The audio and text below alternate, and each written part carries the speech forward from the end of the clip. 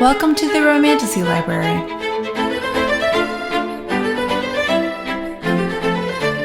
Hi, everyone. Welcome to the Romantasy Library. I'm your host, Kate Perkins, and today I am interviewing romantasy and romance author Haley Phelan, who wrote This Splintered Sea, which is on submission. I cannot wait to talk more about that book. Oh my gosh. Haley, she let me read the ePub, and it I honestly, it's probably one of my top reads of the year. I'm not even kidding. We'll talk more about it. It's fabulous. And then The Love Spark. Haley is an author of adult fantasy and romance novels who dreams about her stories finding homes on shelves all over the world. How are you? I'm good. How are you doing? I'm doing okay. I'm really, really excited to meet with you today. Haley, I'm excited. Yeah, I was blown away by your story, but we will get to it. I'm just so excited to talk to you more about your writing and learn more about you and have you on this podcast. And it's also really cool too that you're local, that we're in the same community, which is really fun. Yeah, we're probably like less than 10 minutes away from each other. Just so wild. But yeah, anyway, it's such an honor to talk with you. Do you want to share a little bit more about The Splintered Sea? And then I don't know much about The Love Spark, so we can dive in. Love to. This Splintered Sea is a romantasy about this woman who has a curse placed on her because she refused an arranged marriage for reasons that, she had very personal reasons for it. And this curse takes away her powers, keeps her landlocked, which is big for her because she had her home on the sea. And she gets this opportunity to join this competition where the prize could earn her freedom from this curse, but the competition is only open to men. So she disguises herself as a pirate and enters. And the book kind of oscillates between her juggling her life, her normal life, and then this competitor. And it was just so much fun to write. And then The Love Spark was that is my contemporary romance. My agent and I renamed it, and it's still going through edits slowly. I've kind of put it on hold for now because I'm starting another project that I'm excited about, which is also a romantasy. So that one's kind of been pushed to the side for now until my agent harasses me enough to get it finished. But I love that story too. That's so exciting. So can you share a little bit more about your process of writing and completing these books and then finding an agent? Can't imagine. Yeah. Yeah. Well, I got my agent for my contemporary romance back in March, but we decided to put This Splintered Sea on sub first. But I have the same process for both of them where I kind of write a really, really rough outline of where I want the story to go. And then I kind of put it on a horizontal chart. What's the first big thing that happens, what happens in the middle, the climax, all the different things. Those are like the big scenes I'm excited for. And then I go chapter by chapter and write what I want to happen in those chapters. If I have specific dialogue that I really want to make sure I put in there, I'll make a note of it there or I'll forget it. And then I draft it. I think that's my favorite part. Mm-hmm. And then I usually have to take a break after I finish it before I go into edits. And then I will edit it. I have a couple of really good critique partners I'll send it off to. They'll go through it. And this whole process I did before I had an agent too. So then after I finished that, there's a whole process of getting an agent called querying, where you have like a pitch, your synopsis. You have to find comps that would be similar to your book. So I think for This Splintered Sea, I used Serpent in the Wings of Night. Yes, I was going to say, as I was reading it, I was like, okay, people who enjoy Serpents, the Wings of the Night, whatever. I always get that title wrong in my brain. Anyway. It's a bit of a tongue twister. It is a little bit. I love that series. I cannot wait for the third one to come out. But anyway, it really was giving some of that. And I was like, people who enjoy that series is going to love this book. Yeah, that was a goal because I loved that book. I remember reading it maybe like a year ago or so. And I just thought it was so good. So One of my good. favorites, for Yeah. sure. But your story is so original too. I mean, it Thank is you. interesting how it's like certain, I'm sure, like books can be comparable and be inspirational, but this is wholly yours. And it is. And that's the hard part, because there is really nothing new anymore. Yeah. You just have to find a way to take inspiration from something, but make it completely your own and unique. And I think that is challenging, but it's also one of my favorite parts of writing, because you want to give readers something new, but there is nothing new. So you have to make it in a way that it is. Yeah, for sure. And you said that drafting was one of your favorite aspects. Is that what you said? Yeah, I love drafting. I think it's so fun. It's very low pressure because everything can be changed if you want it to. And with this Splintered Sea, most of it did get rewritten. It was very different, the first draft to this final one. But it's my favorite part. Yeah. That's amazing. Okay, so it's on submission now. Yes. I want it published like yesterday, which I'm sure like this is not helpful with me talking to you about this because you're like, yeah, of course I want it published. It is so good. I want the world to read this book. Like I can't speak to how much I loved it. So I devoured it. Oh, well, thank you. Your writing style is so, I mean, it's so well written. I just was so immersed. Thanks. That's the goal. Yeah. Yeah. I'm glad it's coming across that way because I really wanted it to be, propulsive and something that you can't put down. And that's how it felt to me. I wanted to know what was going to happen. And I was putting these different theories in my mind. And the female main character, Briar, is my girl. Oh, I love her. I love her. Her tenacity, right? And like, she's so loyal and courageous. And so it sounds like Carissa Broadbent's series kind of helped inspire this series, or anything else that helped inspire it for you? Well, I grew up loving She's the Man. I feel like that was just such a iconic movie for our generation. Yes. I love that movie, and I really wanted to. Before I had the plot for the Splintered Sea, I really wanted to incorporate that sort of plot into something. I just didn't know what. Mm-hmm. So I finally put it into this book. But She's the Man was actually a retelling of Shakespeare's Twelfth Night. And that's why Briar's ship is named that. So it was kind of a fun way to incorporate that.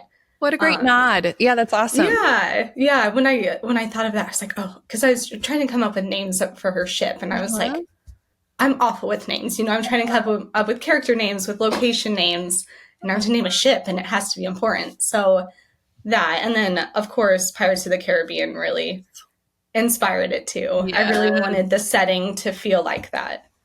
So, but the setting, setting's not at sea because she's landlocked, but I really wanted it to feel like a seaside town. Absolutely. And like when the first movie of Pirates of the Caribbean and it opens up with Keira Knightley, like in her, I mean, I definitely can feel that vibe. Okay, good. That's really that's what I was aiming for. Not so much like the time period, not really that where it comes to their dresses and stuff, but kind of.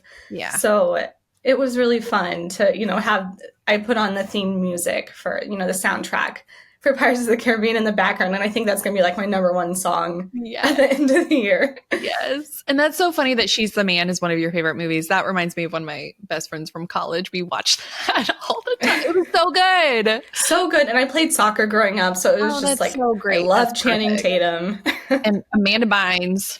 Yes. It's phenomenal in that. Such a good movie. Yeah, such a goodie. Yeah. And Gouda cheese. I don't know if you remember that. Right? Gouda cheese. I think I could probably quote the whole recite that movie. That's amazing. Yes. So those were sort of the aspects that inspired you. And how long did it take you to write that book, The Splintered Sea? Oh gosh.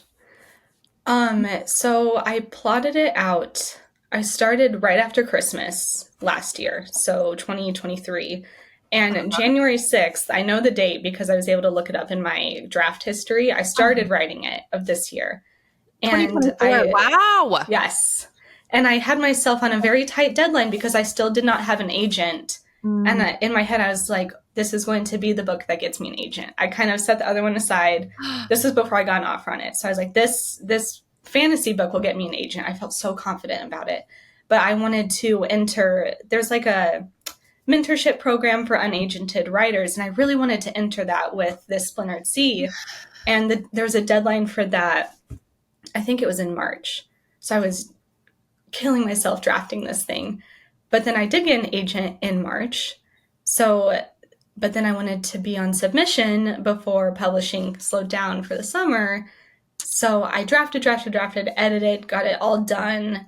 We went on submission, I think, June 11th. So from January 6th to June 11th, it was drafted, people read it, edited, rewritten. My agent read it. It was a whirlwind for sure. But that sounds like such a whirlwind. And oh my gosh, so you did not have an agent. And then no, when I started it. Oh my gosh. Yeah. And here we are. It's still like very much a pinch me sort of thing. Yes. Because January me never thought I'd be here in July. But so. I think it's really interesting that you had that inner knowing that like, okay, this is the book. This is it. And I really felt so. That's amazing. As I was reading it, I was shocked like that this is your debut book. Well, like, because it was my third book I've written. Okay. So maybe that was some of what I was picking up on because, oh my gosh, everything flowed so nicely. Like it felt like a writer who has had experience writing books. Well, thank you. So I guess it does make sense that this was your third one, but your debut, like book that's going to be published or whatever. Go ahead. Sorry. Yeah. Well, there was a lot of learning that was done. Sure. Between when I started, I learned so much from craft books, from my critique partners, from my agent, because they're just so, it's one thing to be a good storyteller, that can come easy to some people learn it, but when it comes to the just sentence writing, there's a lot that goes into it that you wouldn't think of until you see yourself doing it a way that maybe isn't as great as it could be. Yeah. And that was quite a learning curve. And now I feel like I'm in a very good position to now go help other people, with theirs, because I have some great friends that I'm reading their work and I'm like, okay, this could be a little bit better. And this is why. Yeah. I feel like because I was a teacher before I left to stay home with my kids. So it's nice that I get to kind of go back to that. Yeah. That is amazing. Yeah. So you're incorporating that love of like educating and connecting with people and teaching, obviously, with your love of writing. Yeah. And I just love their stories. So. Yes. Well, in your sentences, I feel like they felt really, I don't even know if this is a technical term, but like tight. You know what I mean? Like there was like information. Thank you. No, like it was, so well done. I don't know like the technical, the mechanics behind writing. I know when I love something. Yeah. When it sounds good. And that's a big learning curve, making it sound good. Yeah. And it just flowed so nicely. So it's so interesting that you've had to, it sounds like you really focus on craft and like learning how to write well and write sentences. That's so I'm still learning. There's still so much I don't know. Wow. So, okay, you were a teacher before. What did you teach? I taught second grade. And I absolutely loved it. I started my fourth year, I think, teaching second grade. And that's when COVID started. So I finished out that year. Good. So I was, distance teaching and recording myself teaching. And you were pregnant. I was pregnant. Yes. You said that. We were talking about that before we started recording. Yes. So I was like, wow. It was a bit of a mercy that I had morning sickness, but I was able to teach from home. Yeah. So it was, it was a win-lose. But then when I had my son, the cost of childcare, my entire teacher paycheck would have gone to it. So I just decided to stay home. And, being a second grade teacher, I got to be so creative all the time. And I was really missing that. So that's kind of when I started writing, because I'd always loved to read. But I needed some sort of creative outlet. And that was Here we are. Here we are. That's amazing. Yeah. So did you study like education in college then? Or what did you... Sorry, I know we're going backwards. No. You're fine. It's just undergrad. I was a molecular biology major, so that what? was I. I was on a pre-med path. Decided I maybe didn't want to do that. Maybe I want to do research. Yes. But I finished that my senior year. I decided I wanted to go into teaching, but it was too late to switch my degree. So I then got my master's in education, and then I went into teaching, and I absolutely love it. Yeah. So that I have no literature background, wow, or English background or anything like that. Yeah. I wrote research essays. That counts. That's different. It is different, but I mean, that's still, you have to, I mean, it still takes writing skills, right? Yes. Yes. Yeah. Oh my gosh, what a story. So considered pre-med, and then what was the deciding factor of like, yeah, I don't think this is for me? Oh, I'm sure there were multiple. I don't know if I can really pin it down to one thing. I think I was just so overwhelmed with the classes, and I was thinking like, do I really want this to be, because you go into pre-med and you're in it for,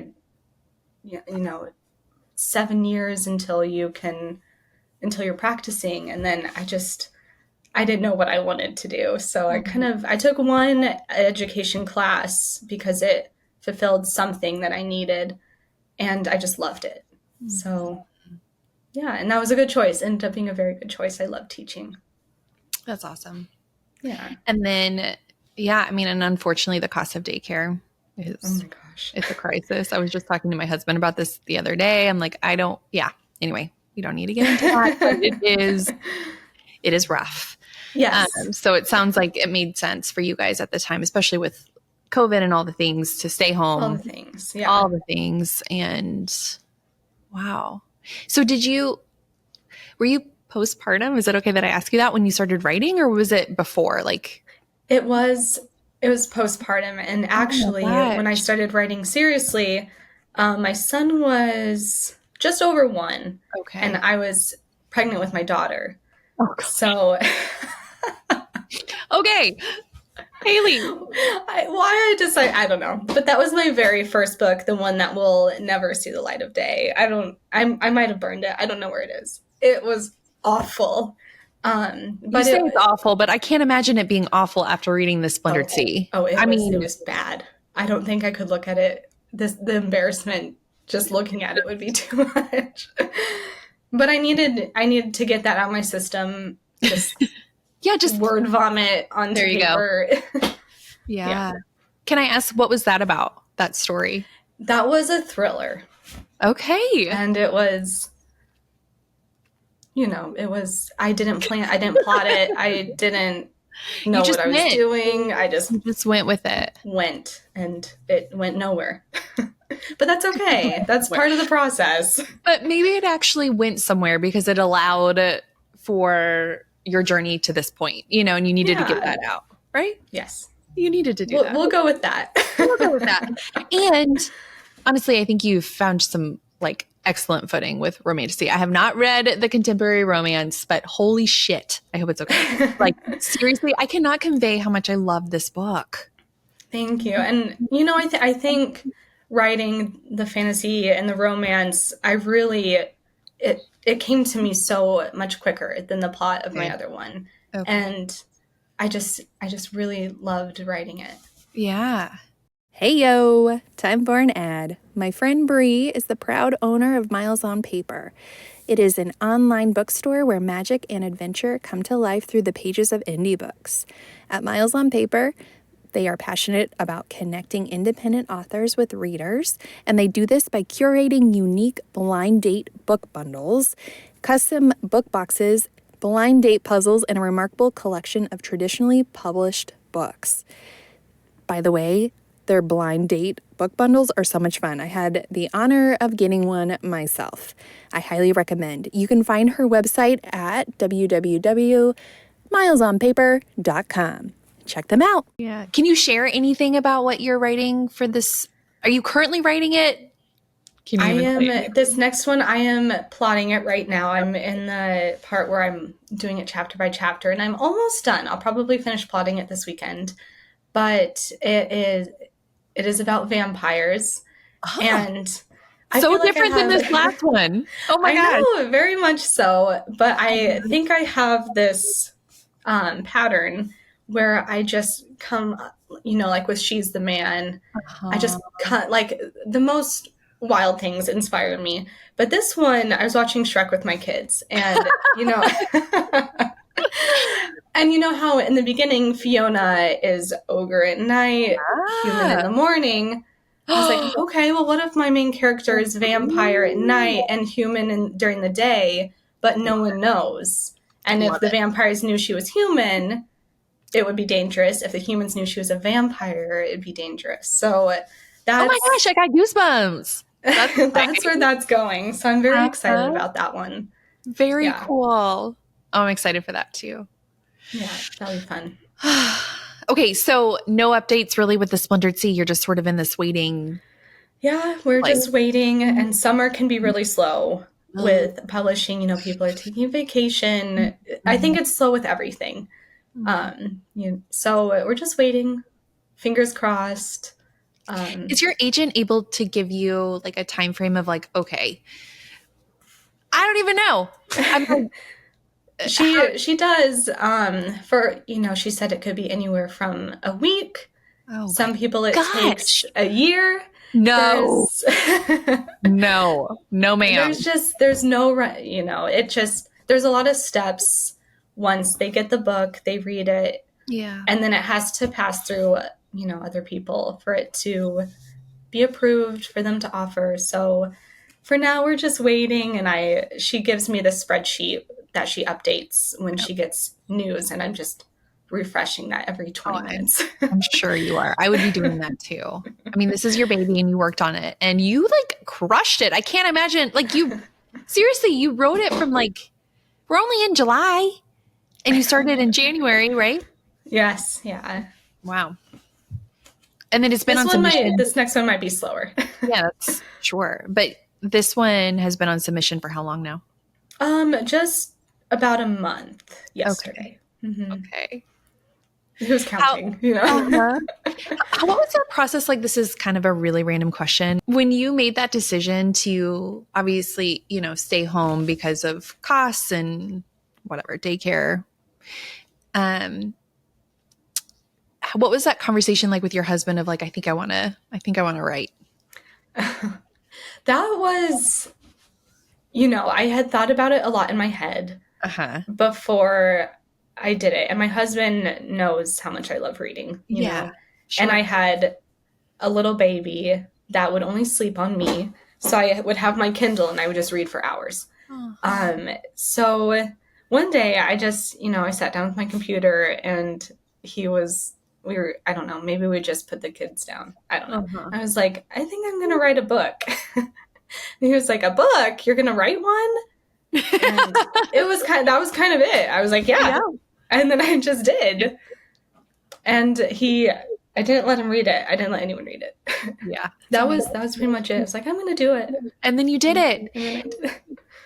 Is that kind of like your prerogative in life? Like, is that something that is on brand for you? When you want to do something, you do it, or? Yeah, I would say so. But this one was much more of like, I'm going to do it and it's going to be a commitment. And it's, you don't just sit down once and write a book. It, it becomes a habit or, you have to schedule it in. So. And how did you do that with kids? How did you schedule? How did you figure that out? Especially, I will say, like after having my kiddo, and I think we've talked about this. Our kids are about the same age. That I can't imagine writing a book after having her, just because I was so exhausted, and even at 1 year old, I think she started sleeping a little bit better, but it still wasn't great. And it's, and you were pregnant with your other one. So like, how did you do that? Then it was a little bit easier just when he would nap. I could rely on a couple naps, and then he would go to bed, and I could maybe write for a little bit before I got too tired. But now neither of my kids nap, and they will both be in preschool part-time this fall. But now it's very much I wake up, and my husband works from home and he starts work at 8. So sometimes I'll wake up early and write until he starts work, and then we'll switch. And then it's the same in the evenings. He'll usually get off and take the kids for like an hour. And I'll get some writing in. When I was writing this Splintered Sea, I was up late a lot. And then I would go to bed and I would wake up before they woke up, because I was trying to make a deadline to enter my book, and just really wanted to get it finished. It was all I could think about, because I love that book so much. So it was all I could think about. All I could think about was putting words down, which is a good sign, but then also it's all you can think about all day. Yes. So what was that like too? Like, I mean, did you feel distracted then ever at any point with like your family, like being able to navigate that balance of like being so inspired and wanting to write? And I mean, unfortunately, sometimes we have responsibilities, but and I think every writer can relate to this when they're, really invested into a book where they will just think about it, and I'm not a good person to ask for advice on that, because I will frequently just be so deep thinking into my book that everything else zones out. Or, oh my gosh. Yes. Every author I've talked to, sorry to cut you off. I feel like nearly every author has said the same thing. Yes. Which, I mean, you're so focused in the story that it would be hard to separate. Yeah. Yes. It's very hard. Like I'm, obviously I try my best to be present when I need to be, but if I'm thinking about it, if something that would add to the story pops into my head, like a good plot twist or a good dialogue sentence, I have to write it down. So then, I will furiously type it into my phone so I don't forget, because I have been like, oh, I won't forget that. And then I do. Yeah. And then I'm so frustrated. So good. Yeah. Wow. Yeah. That's interesting. I think for the first interview, no, I don't know why I said I think. I know. The first interview I did was with Dana Evan, and she talked about like in the middle of the night, like when she would be inspired and like writing it down on these notes, like next to her bed. And I mean, you got to do what you got to do, I can imagine, to keep track of all of these ideas that you have. For sure. Yeah. Mm-hmm. So then has your husband read The Splintered Sea? Has he read He has that? not. He says he wants to. My husband, he's not much of a reader. He will listen to books. Okay. And so obviously I'm not going to read this book to him out loud. Like every night, a chapter at bedtime. No. Oh my God. That's so funny. Especially when you get to the steamy scenes. I don't think you could pay me to read that out loud. That's so funny. And I definitely want to talk about those scenes, because they were like steamy, and the tension in this book was exquisite. Like it was like such great slow burn, and then it was like whoo. It was so good. Thank you. But I really tried to make it be like that. It was a little hard because she was supposed to get close to this guy. Yes. And I wanted it, there is some, I don't know, action between them, but it's not meaningful until near the end. Yeah, which, oh my gosh, I felt it in my soul. And I even sent you messages on Instagram, like, what in the world is happening? I felt so bad. I'm like, I am spamming Haley right now. No, do not feel bad. I feel like every single author wants people to have those reactions to their book. Just like shouting at you. Yes. Screaming. I was screaming. I was like, oh my word. And then there were some points in the book where there were some major plot twists that I like literally screamed out loud. And then my 3-year-old was like, she asked me, she's like, Mama, why are you screaming? No reason. This book is so good. That's why. How do you feel like receiving these compliments? I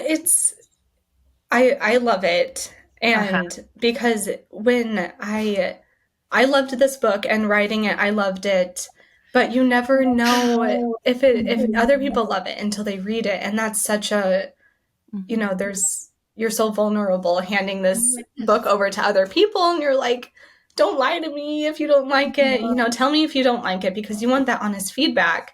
But it's so validating hearing other people like it.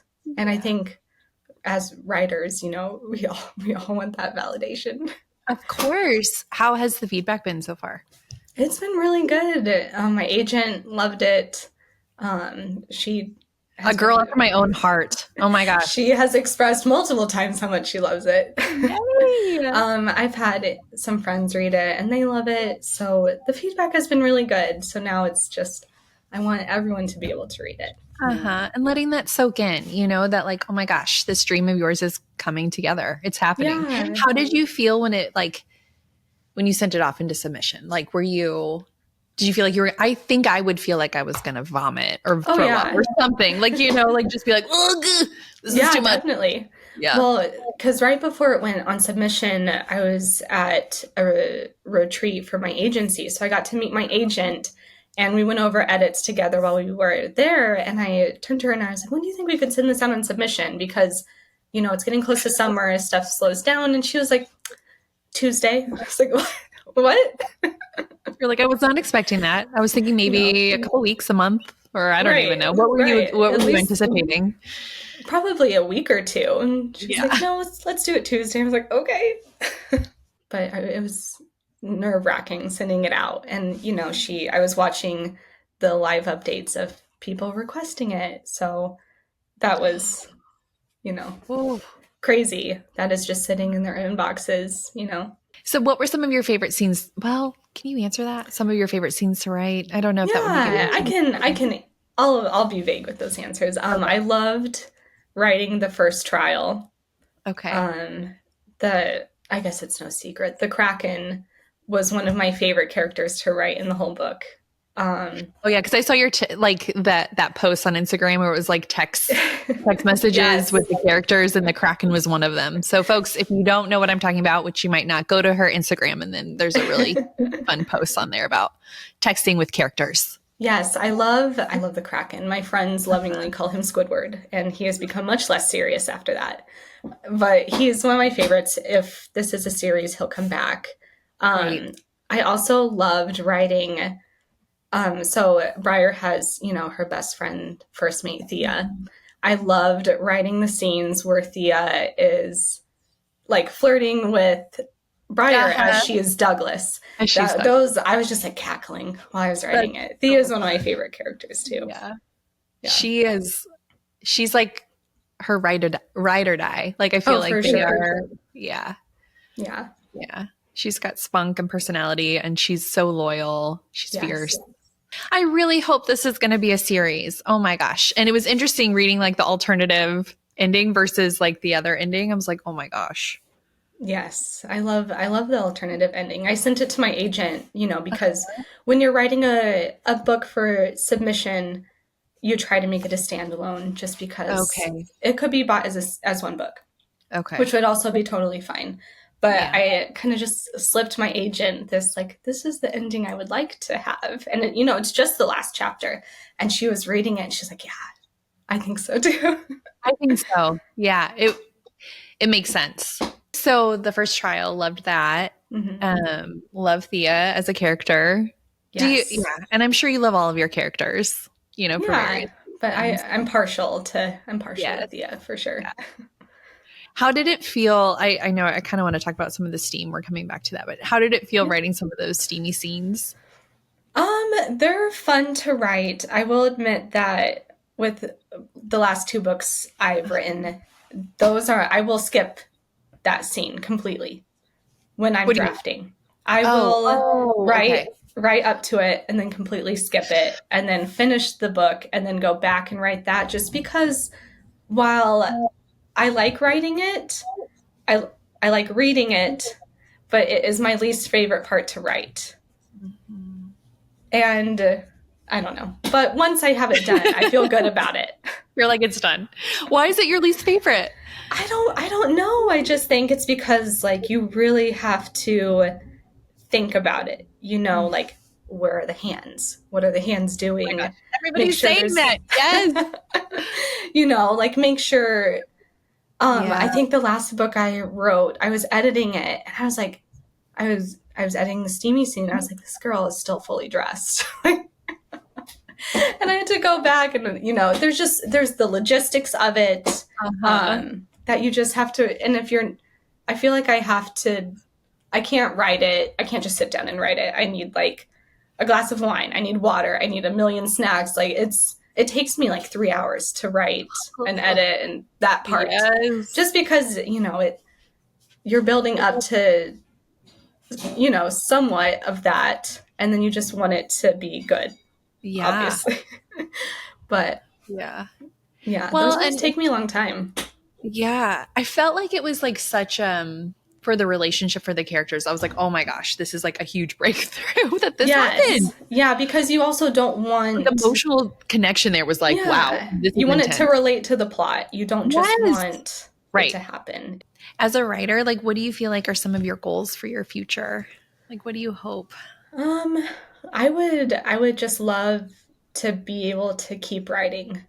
I had this fear when I was writing the Splintered Sea. I was like, I don't know if I'll ever write something that I love as much as this. And, you know, then I came up with this, I don't have a name for this next book, but I came up with the idea for this and I was like, I think I like this just as much. And, you know, I just want to be able to have that feeling as I go. You know, I never want to write a book and think that this is the best thing I'll ever write. Yeah.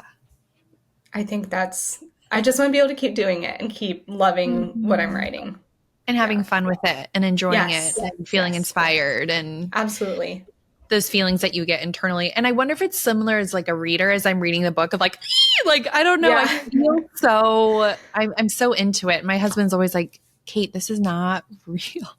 I'm like, but it's just, you don't understand. I know. I think I just get so into the story, you know, and I love like also like theorizing, okay, what's going to happen next? And then if it's a total surprise, I'm like squealing or I don't know. I can imagine as a writer, it feels similar or maybe even more intense than that, but that you want to continue having those positive feels as you're writing. And you want to have those ideas and, you know, those fresh thoughts when you're plotting. Yeah. I don't know. Yeah. I just want to keep doing what I'm doing. Yeah, absolutely. And then seeing maybe where the process leads. And I think I think I told you via Instagram that like, I want this book in every single edition possible. Like I want a special edition. I want a hardcover. I want the whole series. Does that ever feel like pressure though? Like, and I know you're starting this process of like publishing. I definitely heard you say earlier of like, it feels really great and validating as a writer to have everybody love your work, but does it ever feel like pressure or maybe? I would really think so. Yeah. Because you feel so confident about this first book and, you know, maybe people love it and you're like, well, I have to write something that they'll love just as much next. And especially when it comes to series, you know, this Splintered Sea will be, the next book will obviously have the same characters, but it will have a completely different plot line. And you're like, I want people to want to read that just as much as the first one. Yeah. And I think that is a lot of pressure. And I think probably no matter who you are and how successful you are, you feel that pressure. You want the next one to be just as good and just as loved as the first one. Yeah. So, yeah, I think there is pressure that comes with it for sure. Yeah. How do you navigate that then? Like, how do you work through some of that pressure? Probably I have some really close writing friends. I just vent to them and, you know, they talk me off the ledge every time. Yes. Yeah. Like, do you mind me asking, like, what are some of your thoughts that you have that they're like, okay, calm down, Haley, you're great? Or I don't know. Is it like imposter syndrome? Is that kind of what you're talking Very about? much Or? that. And I remember we hadn't gone out in submission yet, and I was texting my agent because the first version of the Splintered Sea was like 25,000 words than it is now. So I cut a lot. I had to whittle everything down. Had to some of the plot was flipped. You know, there was a lot that was changed, and I texted her and I was like, does this read okay? Like, I'm worried I cut so much that my voice isn't in it. I'm worried that it'll sound robotic. And she called me and she was like, I haven't been able to put this down. Like, I love this book so much. And just, you know, that sort of thing where I don't think it's unique to me, because I will have friends say the same thing to me. And, you know, it's just, we're all worried that what we're doing isn't good enough. But that's why it's so important to have friends in the industry, because, you know, they're there to tell you that it is good, you know. It is good. Yeah. What would be, I don't know, in your own mind, and this is a hard question to answer probably, but what would be considered like good enough? Like, how would you know, like, oh, okay, this is good enough? You know, I think writers all have these goals. You know, maybe they want to see their book in a Barnes and Noble. Maybe they want to go to the airport and see their book there. Maybe they just want to see their book on their shelf. Maybe they just want to create something and put it out into the world. It doesn't matter if anyone reads it or not. Mine, I don't know. I think if you would have asked me a year ago, my answer would have been, I just want to get an agent and be able to publish a book, you know. And I think it's hard to step back and, you know, there's that saying, like, if your past self saw you now, they'd be proud. But now, like, I really want my book to be in bookstores. I want to be able to keep doing this. And I think that's just, and I don't even know if that would make me feel like I've gotten to the spot where it's good enough. I don't know if I'll ever, you know. I know. That question isn't that hard. sad? No, I think that's also like some form of perfectionism where it's like, okay, it's never, you know, where it's like, okay, once you achieve that, and then it's like, okay, what's the next thing to do? Or what's the next thing, you know? And yeah, I think that it is so interesting that you recognize that last year you were like, oh my gosh, if only I had like an agent, then like I would, and you have an agent, your book is on submission. Yeah. And you're here, and I have a really good feeling for you, but thank you. I really hope so. And earlier when you were talking about the second book and maybe feeling some of that pressure of like, okay, wanting readers to enjoy it. Like I think being a reader, right? I am reading it also not just for the plot, but for the characters too. And already I'm invested, like I'm invested in the characters. I want to know what happens. So I think even if, you know, I don't know, if they're in like a whole different world, I'm still in it, you know, because it's like for the characters, they feel like friends. And, you know, that's the goal. You know, people care about characters at the end of the day. Yes. At the end of the day, I care about the characters. And at the end of the book, obviously, no spoilers, like I can imagine, and then, right, I can imagine in the next book, it's going to be a different part of the world that you're creating. Yes, that's the goal. I hope you know, if this becomes a series, I would hope to explore the entire setting. I want that. Yeah. Yeah. Was there any part of you that wanted to do the self-publishing or the indie route? I thought about it. I think there's just, I have so much respect for people that do that, because it is not easy. A lot. No. You know, you do get a bit more freedom with, you know, you get to choose what your book looks like. You get to choose exactly what you write if you work with an editor. I think there's a lot more freedom with it. But then once you have it out in the world, it's all up to you to market it. And I think that's a lot of I have a few friends that have some self-published books, and they're amazing because it's a lot of work. It's a lot of work. Yeah. Yeah. Yeah. I have mad respect for Yes. just writers.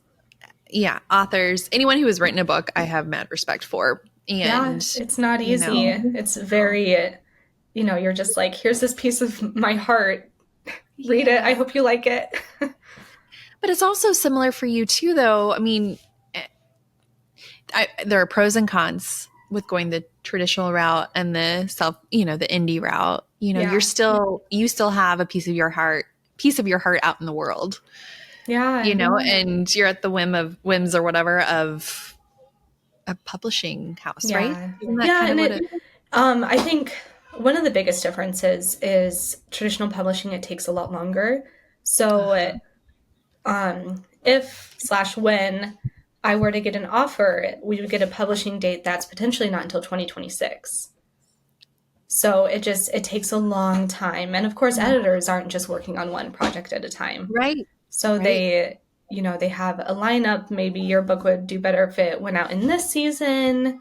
There's a lot of different things, a lot of moving parts to make it into what it is. Yeah. And so that's interesting that like all of those moving parts then are really up to the indie author, right? Yeah, like they're doing all of that. They're doing all of it. So either way, though, there are moving parts and navigating that. Yeah. Yeah. Well, Haley, who are some of this is kind of a random question, but who are some of your literary heroes? Like, who do you love to read? I feel like I could go on about this for an I love entire book hour. discussing, so just, I would say one of my all-time favorites, I would read anything she writes, is Allie Hazelwood. Oh, yeah. That she is so funny. Good. Her writing is so good. I wish I could just like call her up and have a conversation with her because I think she would just be hilarious. I absolutely adore her. I read everything she writes. Let me think. Now that I have all my books in front of me. And I mean, who comes to mind? Rebecca Ross. She wrote Divine Rivals. Her writing is incredible. Incredible. I'm recently very obsessed with Heartless Hunter by Kristen. I don't know how to say her last name. Ciccarelli. Her writing is amazing. It's so atmospheric. Oh my gosh. That's on my TBR. I have not read it yet. It's so good. And then, I mean, I have like a few friends that their work isn't published yet, but their writing is just so good. And one that comes to mind, Kelly Beck. She is one of my closest friends. Her book is also on submission. It's contemporary romance. It's called Must Love Goats. And it is so good. I have just it makes shout me out laugh. to her. It makes me laugh, cry. I felt every emotion reading that book. It's so good. I got goosebumps. Yeah. It is huge when an author, when you feel those feelings, right? Like you are going along with the story, with the characters, and you're responding emotionally, and like you're laughing, cackling, also crying. Yeah, and we'll text each other talking about our characters like we're friends with them. Yeah. So like they're real people. Yeah. They're real humans. They're real people. Yeah. Even though my husband will say that they're not. They're not. Who else? Anyone else that you love? Oh gosh. I've read T. Harlow's stuff. Her writing is amazing. Her book covers are incredible. And I swear she just she can publish so quick and they're so good. I know. Her books are so good. I have another friend. I think her book that came out was self-published, but she's writing another one. Her name is Parker Hum. Okay. And her writing is beautiful. I'll have to check that out too. Yeah. Yeah, I'll send them to you for sure. Yeah. Yeah. I would love that. I just, in this industry, I think, so many people are so good at what they do. Mm-hmm. And I absolutely love having friends that also write. And I think it's important too, because it can be a very isolating and solitary thing. It is. Yes. So how do you make sense of the authors that really make it big, like Rebecca Yarros, and I love her writing, but how, because it's there are wonderful, amazing stories that we read that, you know, I mean, I don't know, that's a whole other level, like Sarah J. Maas, Yeah, you know, that like, don't have, I don't know. bestseller next to their name, or maybe they haven't has many readers.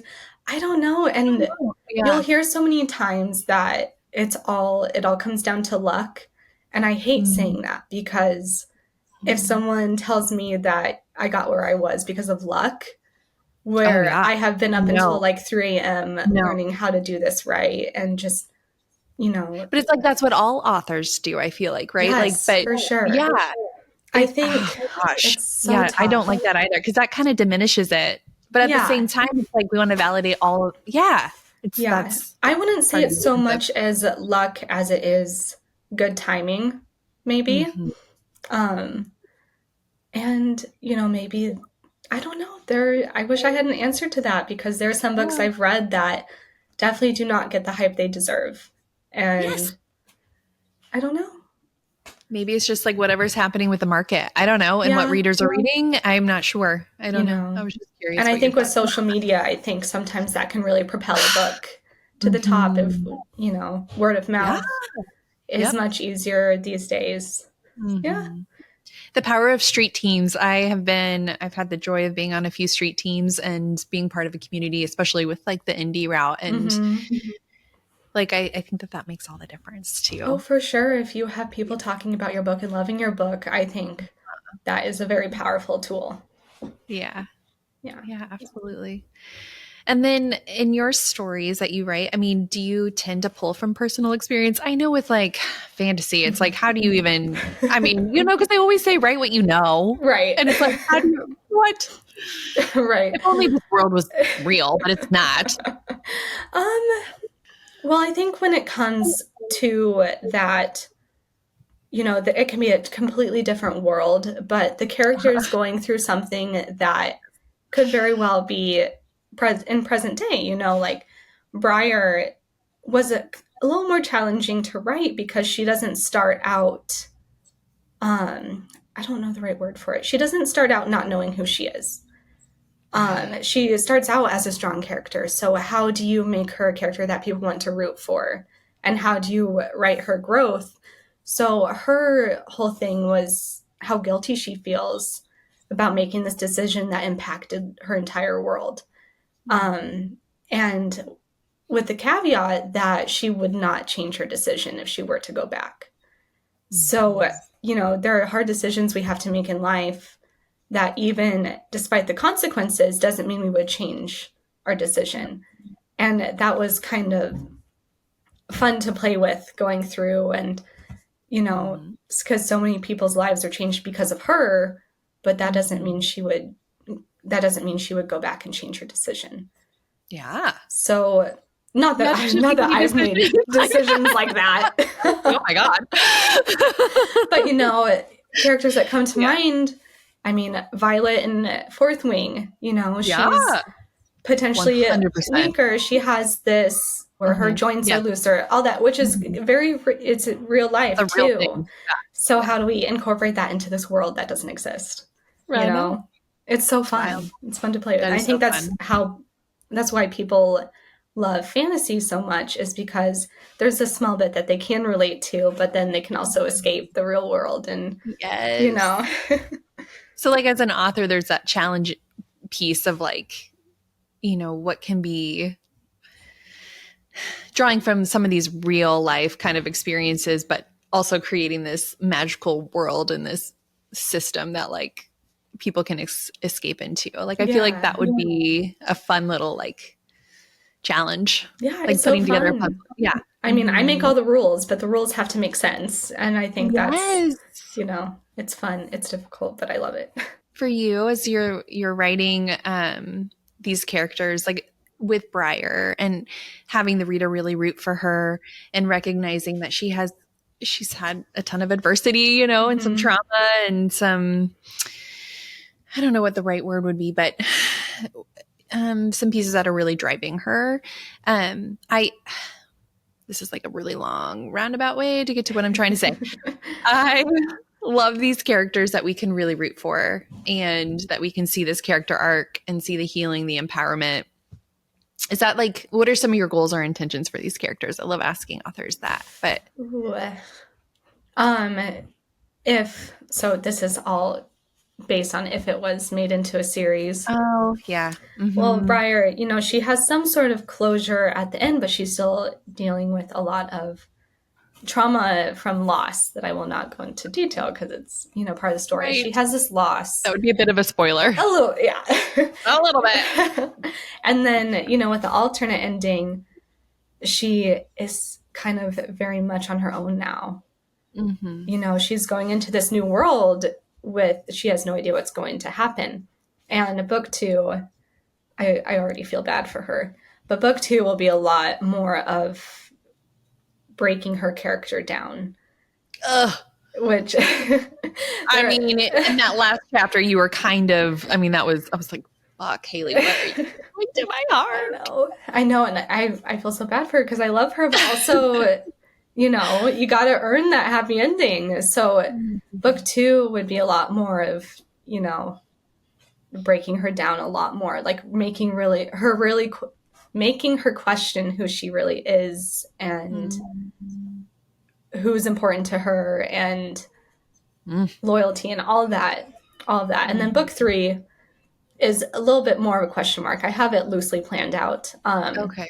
But that would be much more of her coming to terms with who she is. Yeah. And accepting that maybe it wasn't who she thought she was at the beginning of book 1.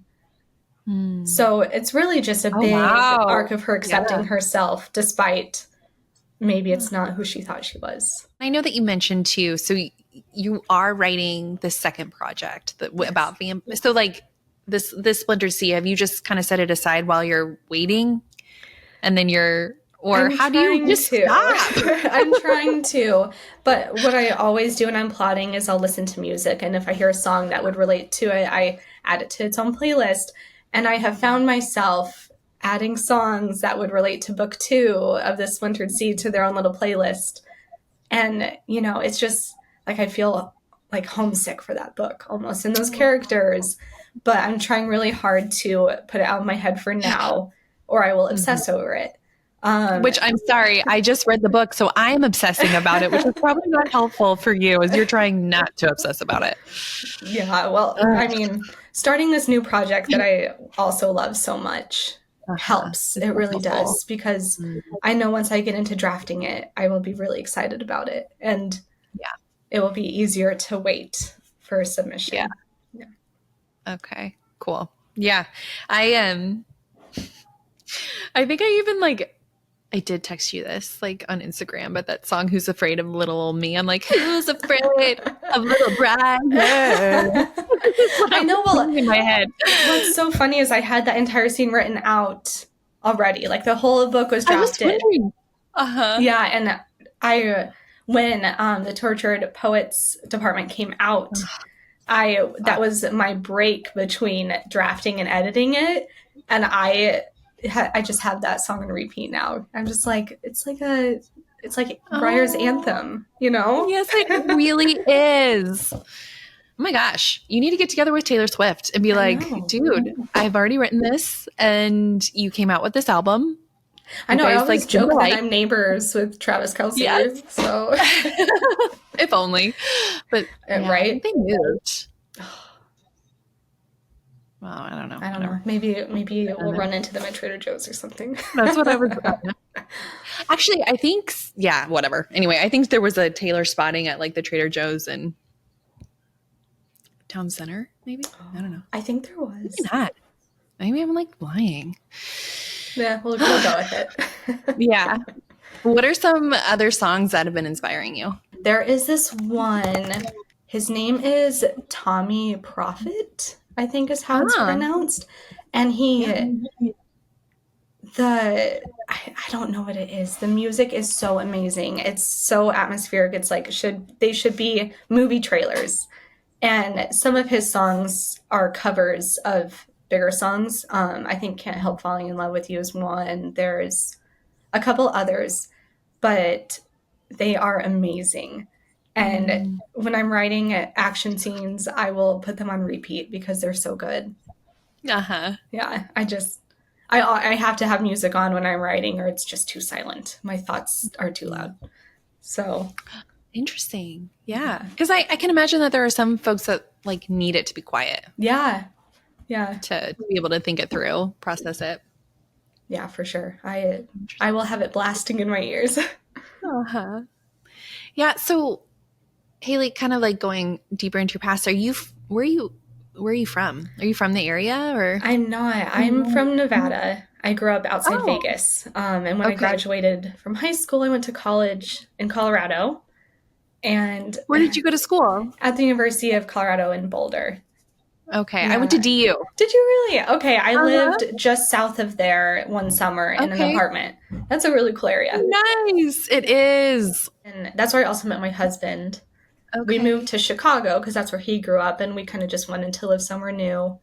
Got my master's there. We got married while we were there, and then we moved to Kansas after that because my mom lives here. I have a ton of family here, and I absolutely love this area. I do too.